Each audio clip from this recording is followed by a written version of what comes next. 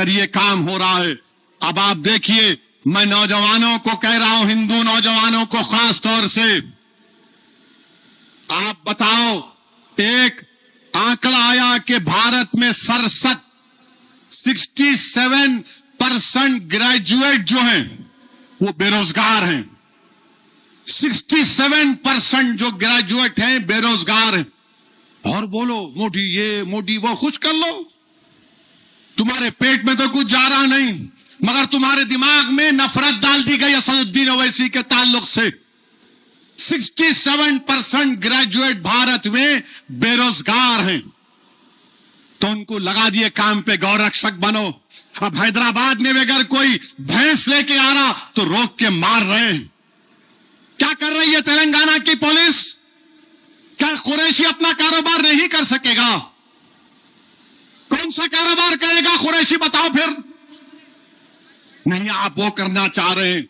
मेरे अजीज दोस्तों और बुजुर्गों, फिर दिल्ली में उत्तम नगर है, मैंने पिछले हफ्ते जिक्र किया था। अब उत्तम नगर में आरएसएस से वाबस्ता तंजीमें बोल रही हैं कि ईद के दिन ईद मनाने नहीं देंगे, फुला कर देंगे, ये कर देंगे।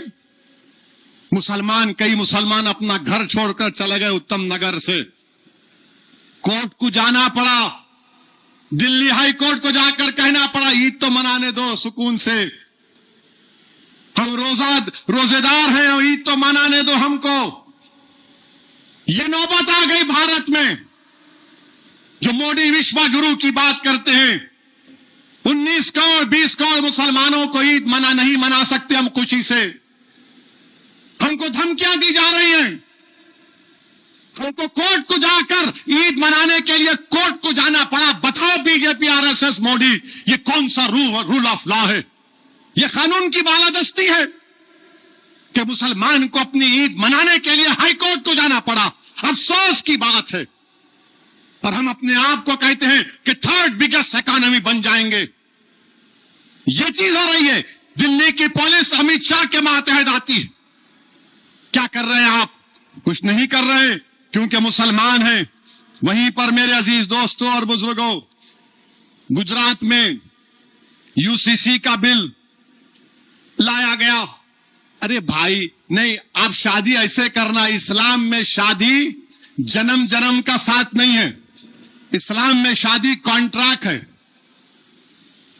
हमारे हिंदू धर्म में जन्म जन्म का साथ हिंदू भाइयों के पास, हमारे पास एक कॉन्ट्रैक्ट है।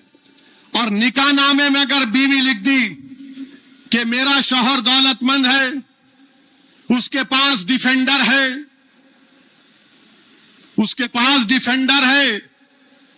उसके पास 2 गाड़ियां हैं, मेरे को हर साल रमजान में 10 दिन उम्रे को लेके जाना, तुम उन्हें लिख दी निकाहनामे में, जाना पड़ता, लेके जाना पड़ता आपको।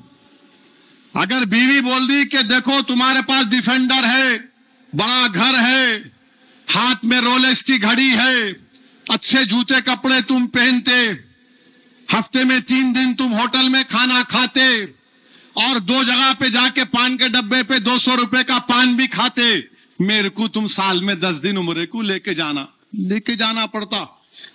कॉन्ट्रैक्ट है ये। शादी क्या है? कॉन्ट्रैक्ट है। और हमारे हिंदू जो धर्म के मानने वाले हैं, कई कोर्ट के केसेस हैं। अगर बहू सास ससुर की खिदमत नहीं करी तो वो क्रूरल्टी है, वो उसकी वजह से उसका शादी खत्म हो जाती है। हमारे पास नहीं है। बीवी की जिम्मेदारी नहीं है सास ससुर की खिदमत करना, बेटे की है, बीवी की नहीं है। पूछ लो, यहां पर बैठे नेमतुल्लाह साहब, मुफ्ती अनवर निजामी साहब, वो अगर बीवी करती है तो उसको बहुत बड़ा अजर मिलेगा। मां बाप की जिम्मेदारी औलाद पर है, बहू पे नहीं। हमारे पास नहीं, बहू पे डालो, अरे बहू पे नहीं है। मुझे मालूम कि मेरी बात सुनने के बाद बहुत से लोग नाराज होंगे। अरे सब अच्छा बोले, ये कई को बोले। मैं कई लोगों से सुना, साहब क्या तकरीर थी, मगर ये खामखा बोल के परेशान कर दिए। बोला क्यों? नहीं, घर में गए तो हमारी बीवी हमारे को बोले, सुने एमपी साहब क्या बोले, सुने एमपी साहब क्या बोले। मैं औरतों के लिए नहीं, ना मर्दों के लिए सच्चाई को बयान कर रहा हूं। मां बाप की खिदमत औलाद की जिम्मेदारी है, और जिम्मेदारी बेटी है तो उसके मां बाप पे शादी हो गई, मैं भूल जा नहीं, मैं क्या करूं, मेरी शादी हो गई। आपकी जिम्मेदारी है, आपको देखना है। अच्छा, फिर गुजरात में, ये गुजरात का देख लो आप, गुजरात में 1000 अगर बच्चे पैदा हुए तो 890 बच्चियां पैदा होती।